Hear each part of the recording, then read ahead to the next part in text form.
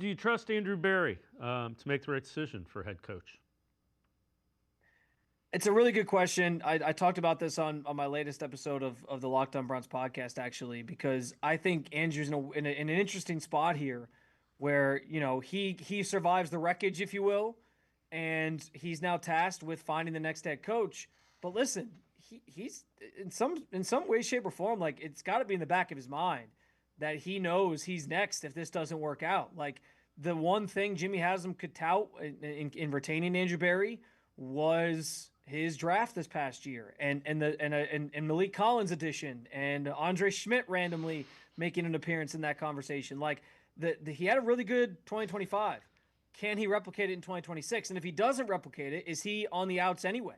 So I've kind of wondered out loud, is Andrew Berry in such a tough spot and in such a pressure-packed position right now where in lieu of maybe hiring the best coach, he's going to hire the coach that's the best fit for him, that he thinks is going to be most aligned with him and what he does, so that because he thinks that's going to be what's successful.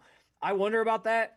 I also wonder about that given what he said in his comments on Monday after Kevin Stefanski was fired, where he referred to the GM head coach relationship as a marriage, and you battle together, you work through things together.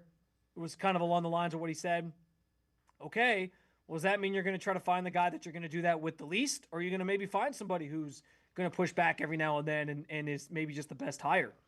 He also talked about, just how when the team hired Kevin Stefanski, he obviously wasn't here at that time, but when they hired Kevin Stefanski, that they were the only team that interviewed Kevin that cycle. And so I've also thought about, are they going to try to do like let's outsmart ourselves or try to be like the smartest people in the room here and think outside the box and go get some obscure candidate because we think we know what we're doing.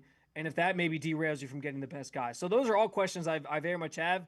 And I think Browns fans are right to maybe have some of those same questions in regards to Berry trying to find the right head coach. Here's what I keep coming back to this. I've said it before. They have an opportunity. They haven't been able to get any success they had has been minimal. A couple of winning seasons, a couple of playoff appearances, that's great. They haven't found the right structure between football operations and head coach. They have an opportunity. If John Harbaugh wants that, Andrew Berry could become the director of football operations and hire a GM. So he becomes the deep strategy guy. And that probably is something that Harbaugh would want. If I'm Andrew Berry, I do that. I absolutely do that. Yeah, it's an interesting thought. And I know we didn't get a chance to ask Jimmy about it, but we asked Andrew about it. The idea that, does he anticipate a role change for him? And he said no. But I think that's one of those things, Dave, that's maybe subject to change, right? Right. Like if you're truly going out and trying to hire the best coach, and if that coach comes in and says, it's not that I don't like Andrew Berry, but like I kind of want this person as my GM, maybe all of a sudden that conversation changes and it's like, you know what, let's make Andrew Berry just he's overseeing football operations, but the GM is the GM and they get to make most of the roster decisions.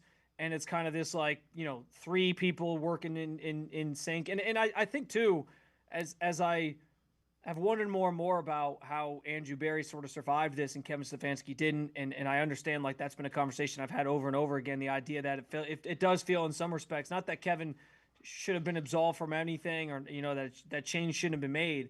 I think it was probably time for something. But, I do think it sort of feels like he was the scapegoat here. It kind of just feels like the biggest reason Andrew Berry's here really is that Jimmy Haslam wanted somebody right. that he could maybe lean on to make this decision, because he had Paul DePodesta before, and now Paul DePodesta's gone.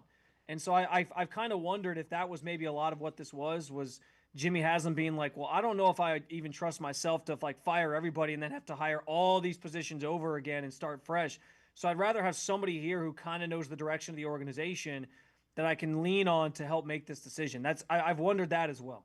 The other thing that, maybe they minimized the role of Paul DePodesta in the draft because their draft was a little different. They went more on production that you had in college as opposed to, the numbers were the numbers. They still used the data, but it didn't appear to be as data-driven of a draft. When you look at what they draft, Quinton Junkins, Big Ten Offensive Player of the Year. Dylan Sampson, SEC Offensive Player of the Year. You had a Defensive Player of the Year guy. So I just wonder. And then when Paul DePodesta saw how much success they were having, did he figure, might be time to go? You are right about it. It kind of just felt like they told themselves, we're just going to take good players. And, also you talk about the data-driven stuff.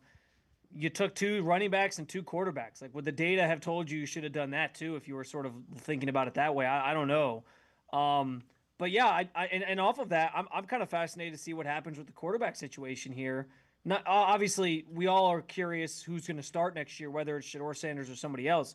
But I'm talking more so like down the depth chart, because if what we understand is Dylan Gabriel was Kevin Stefanski's guy, well, what happens to Dylan Gabriel when Kevin Stefanski's no longer here?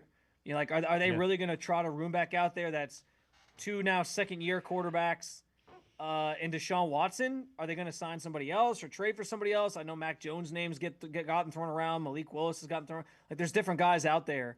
So do they have the capacity to keep both those guys for a second year and kind of give them time to develop? I don't know. So it'll be fascinating to see how they handle that too, because I think it'll be the ultimate telltale sign of, Dylan was Kevin's guy. If he kind of gets the short straw in this whatever this room looks like moving forward, and Shedeur Sanders gets to kind of stay and maybe be one of the primary options to start next year.